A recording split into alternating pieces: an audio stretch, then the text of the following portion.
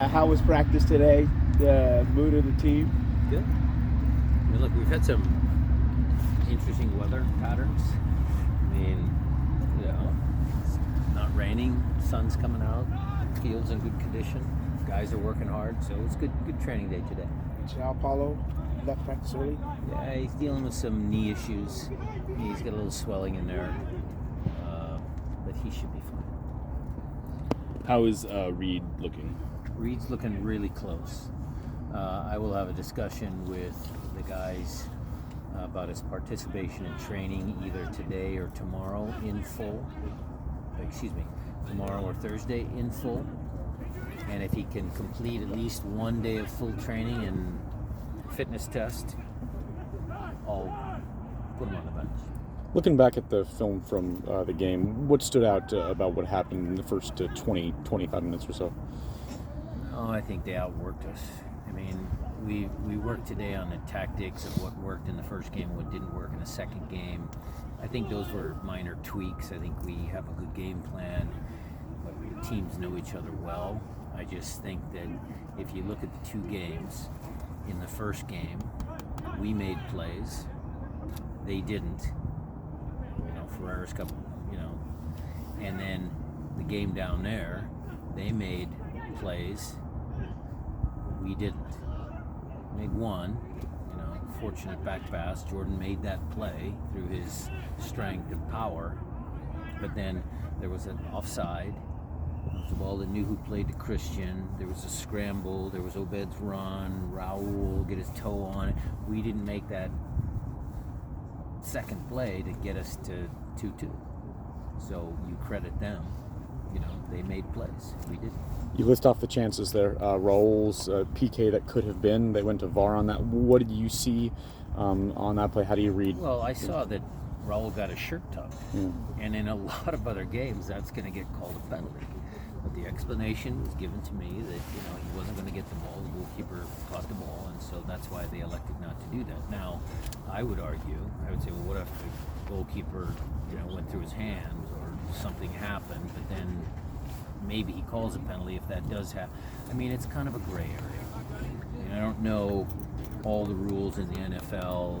I don't know any of that, but I've seen that called. Let me tell you that. What would you say are kind of the lessons learned from match 2 as you look ahead to Friday? Just making sure that the guys come out with the right energy. We gotta make sure that without exposing ourselves, we come out on the front foot.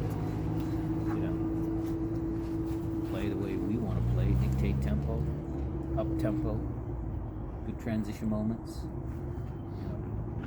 We're gonna work on our set pieces tomorrow and Thursday. Be a little bit more dangerous there, cognizant of that. It appeared like you guys had more trouble with their press in the second game than you did on the first game. What were your takes from that?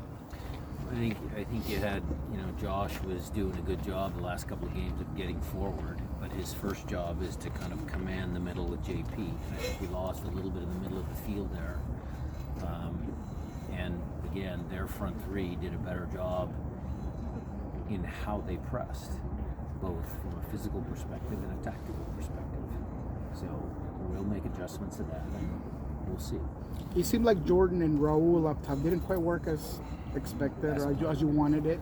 Yeah, sometimes those moments in the games, I brought him on fairly early because I wanted to give Raul a chance to kind of feel the game a little bit, and we've actually trained that formation, but it just didn't manifest itself. I think there was too many moments where we gave the ball away. We didn't have anybody really truly on the left-hand side. I mean, knew who was out there, but there were some challenges with that for sure. Jackson talked about how one of the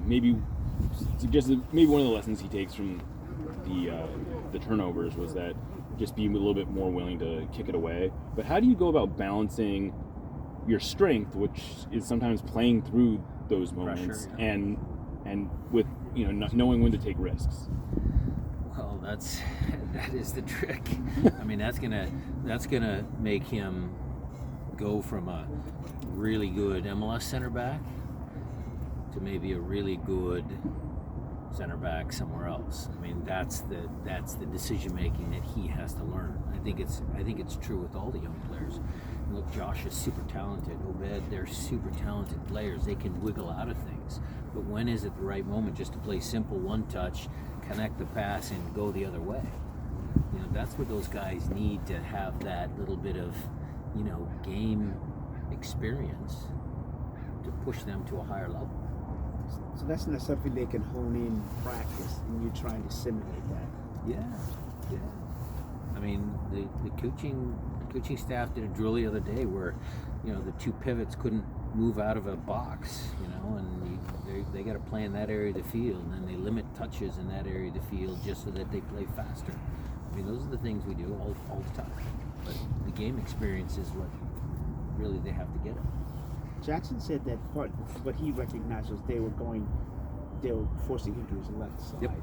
So is that something where you need somebody else to kind of be an outlet pass pivot for him? so they can just bump it in there and go out, because Ferreira was taken up at that angle.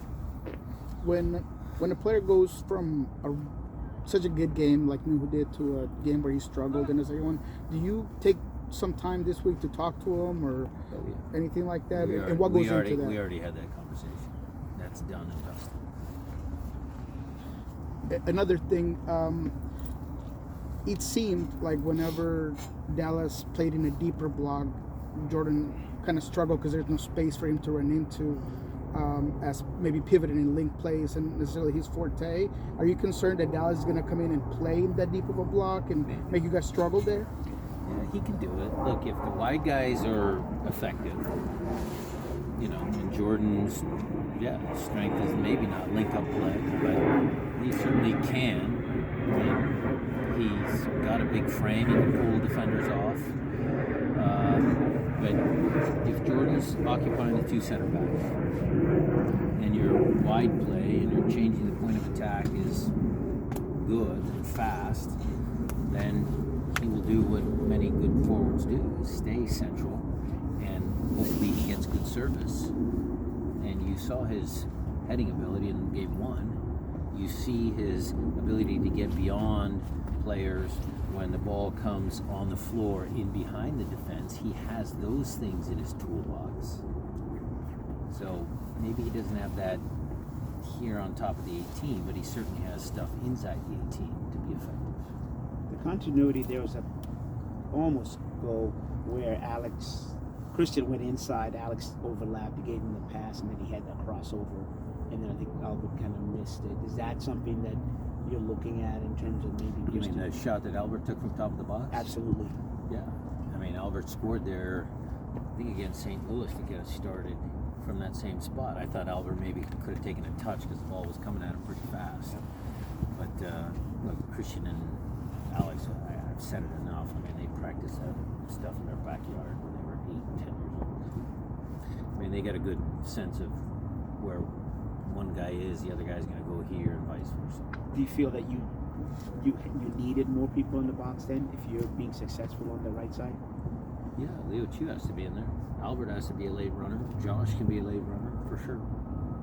I'm doing like a playoff spotlight feature on Christian, who I know you love talking about. So I'm going to ask you as his coach, you know, aside from what he brings on the field, which I think we all see, how much do you think his kind of just leadership and presence has offered a boost over this last like unbeaten run you guys were on and into the playoffs? So that was our first loss in 11 games, and so as bad as we felt, RA was kind of like, let's readjust the lens here. I mean, that's a pretty good run, 1 loss in 11 games, right?